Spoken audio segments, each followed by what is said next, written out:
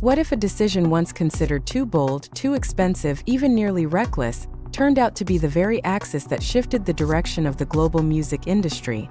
And what if the name at the center of that whirlwind did not come from the West, nor from an established legacy system, but from a young man from South Korea whose very right to win on the world stage was questioned from the start? This is the question now echoing through international newsrooms, major record label boardrooms, and the never-sleeping timelines of social media as one cold, almost unbelievable fact is announced. Jungkook has surpassed 20 billion global on-demand audio streams, becoming the fastest Asian artist to reach this milestone, an achievement that is not merely a statistic, but a loud signal that something far bigger is unfolding. Behind that number lies the story of Bang Si Hyuk's biggest gamble, the founder of HYB, long regarded as an idealistic vision carrying colossal risk. When BTS was still framed as an experiment from the K-pop industry that had yet to gain full Western acceptance, Bang Si Hyuk did not bet on instant formulas, but on time, narrative, and the cultivation of emotional connections across cultures. Yet even among the 7 members of BTS, one name sparked internal industry debate from the very beginning: Jungkook. Too young, too complete, too quick to command attention, and according to some critics, too dangerous to be positioned as the center of gravity. That gamble years later did not merely pay off, it exploded.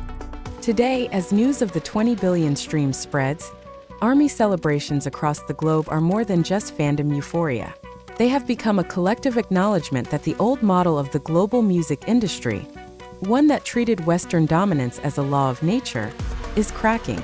Jungkook, who debuted with BTS in 2013, now stands as the most streamed K-pop soloist across major audio platforms, and the only K-pop soloist to reach this level at such speed. This fact invites a more unsettling follow-up question. If one artist can do this, what is the next wave preparing to unleash? Celebrations on X showcased a viral image comparing Jungkook's achievements with those of Zayn Malik, former One Direction member, long regarded as a benchmark for Asian soloists with significant influence in Western markets. The numbers speak in ways that are hard to dispute. Zayn, whose solo career began in 2015 with global hits like Pillow Talk, is recorded at around 19.1 billion streams based on fan-compiled data, while Spotify specifically shows approximately 11.7 billion streams on its platform. Cross-platform estimates even exceed 21 billion.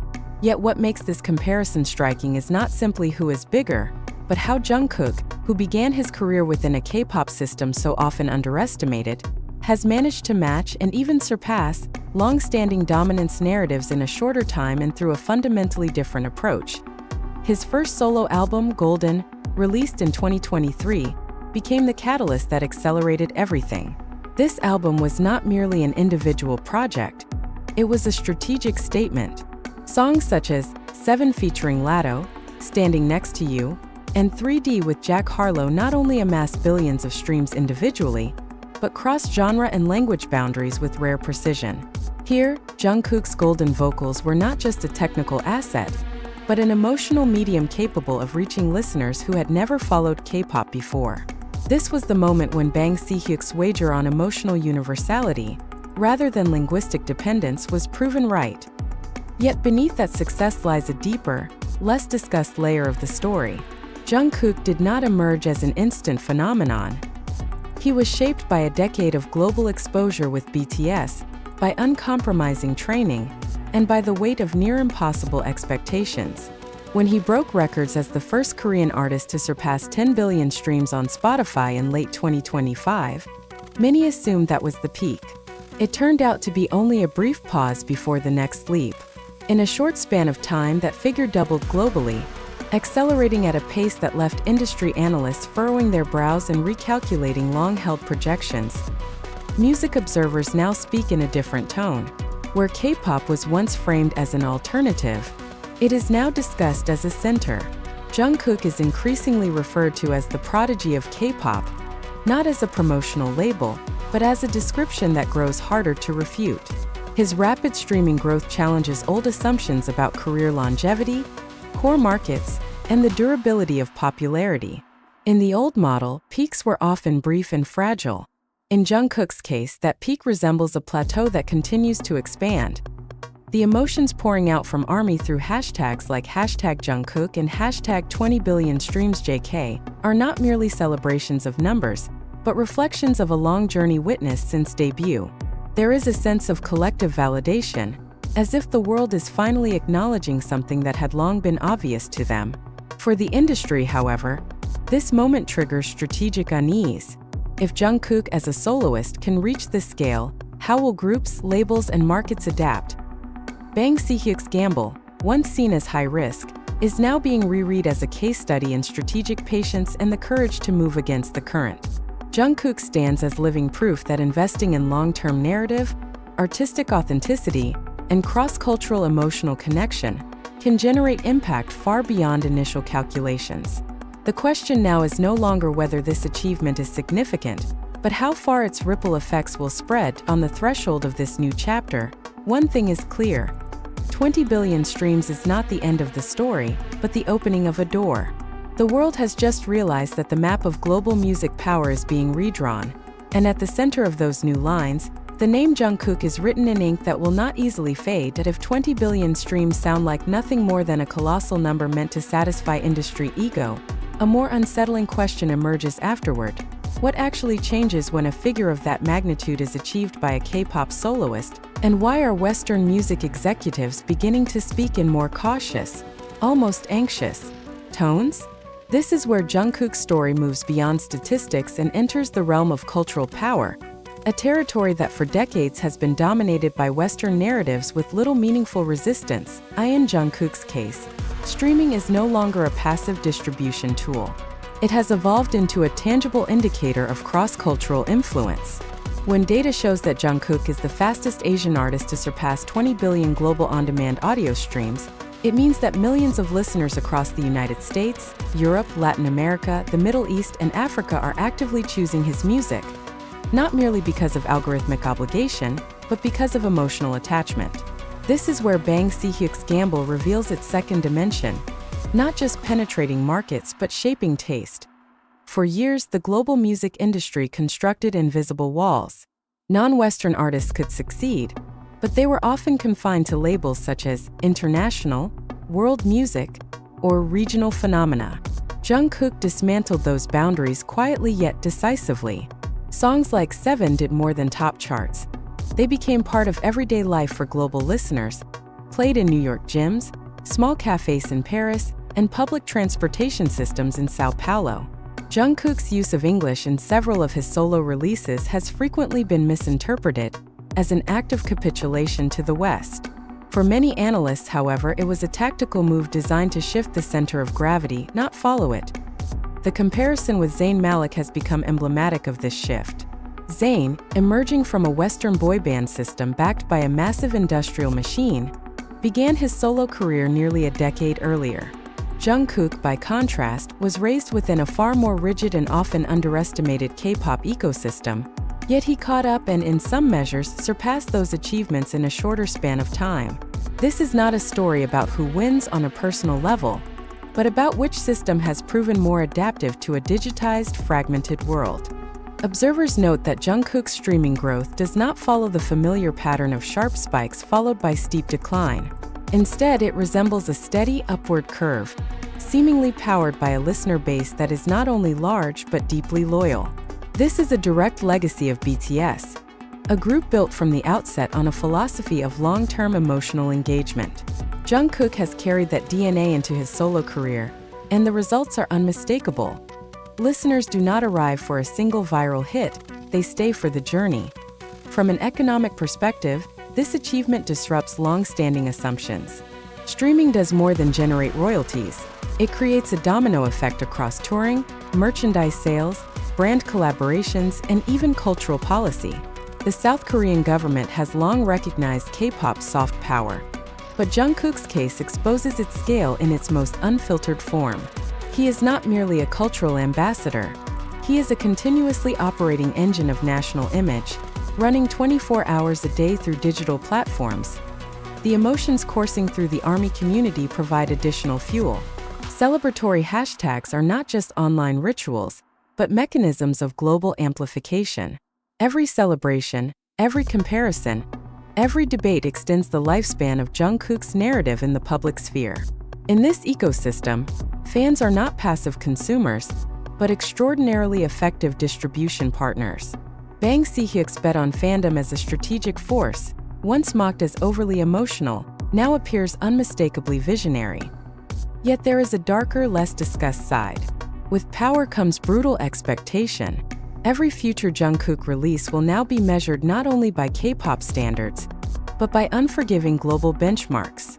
Small mistakes can be magnified, artistic experimentation may be misread, and mental exhaustion becomes a real risk. The industry that once doubted him now demands perfection. This is the paradox of success experienced by only a handful of artists worldwide.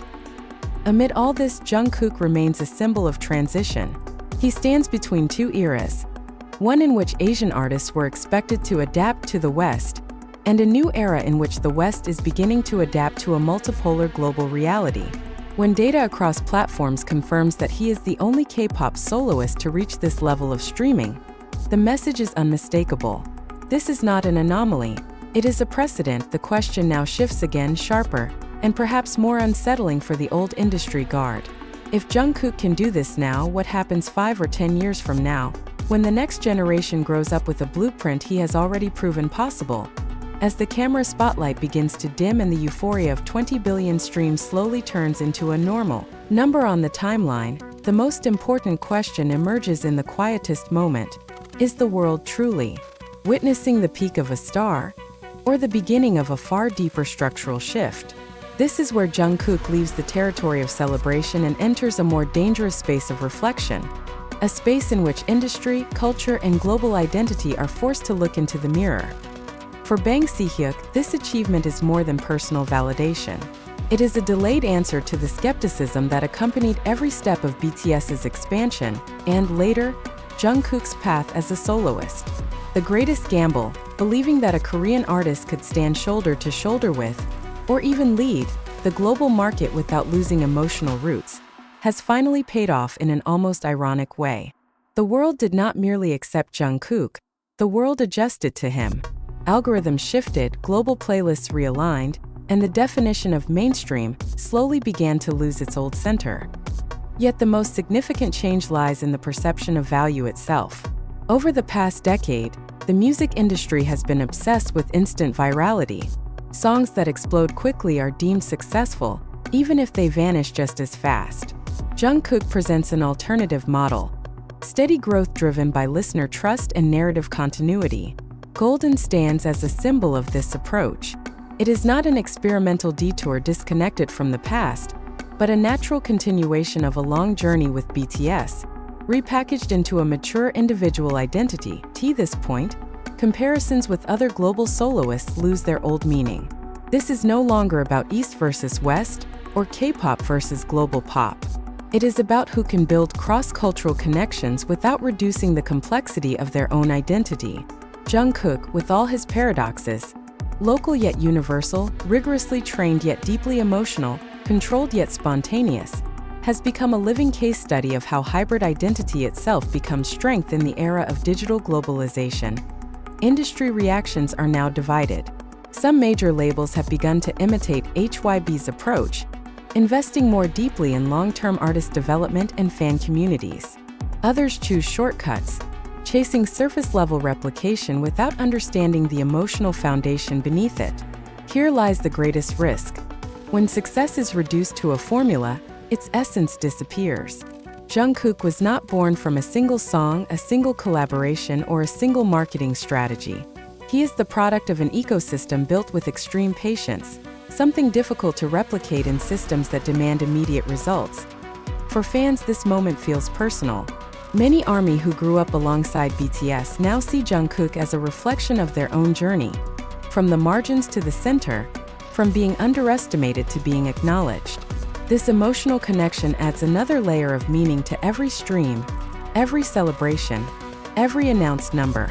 This is why Jungkook's achievements never feel cold or corporate, they feel alive. Yet not all consequences are romantic. With global icon status comes subtle but real geopolitical pressure. Jungkook is now part of conversations about soft power, Asian identity on the world stage, and even the dynamics of the global creative economy.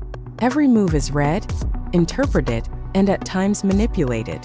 This is the price of influence, a cost never written into contracts, but paid in the currency of public scrutiny. Point one: conclusion is beginning to crystallize. Bang Si Hyuk's greatest gamble did not merely produce a star with 20 billion streams. It produced a precedent. Jungkook has changed how the world perceives the potential of Asian artists, how the industry measures success, and how fans understand their own role within the global ecosystem. The final question that remains may be the most challenging of all. If one gamble could change everything, how many other bets now feel too risky, and who is brave enough to place them? At this point, Jungkook ceases to be a story about music alone. He becomes a mirror of a world in transition, and a quiet warning that the greatest changes often begin with decisions once dismissed as impossible. And perhaps that is where the greatest surprise is hiding. Amid ever-growing numbers, records that keep falling, and praise pouring in from every direction, Jungkook presents a rarely acknowledged paradox. He does not sound like an artist who has reached the finish line. There is still a sense of hunger in every release, as if 20 billion streams are not a conclusion but a trigger. The industry may treat this achievement as a climax, but history has often shown that the most dangerous moment is when everyone is convinced the peak has already been reached. Bang Si Hyuk's gamble, now celebrated as a stroke of genius, has in fact only entered its most fragile chapter. The world is paying full attention. Every next step Jungkook takes will become a global referendum on the future of pop music itself. And the question hanging in the air, unspoken yet palpable everywhere, is this: if Jungkook has already changed everything simply by reaching this point, what will happen when he decides to go further, into territory no one has ever touched before?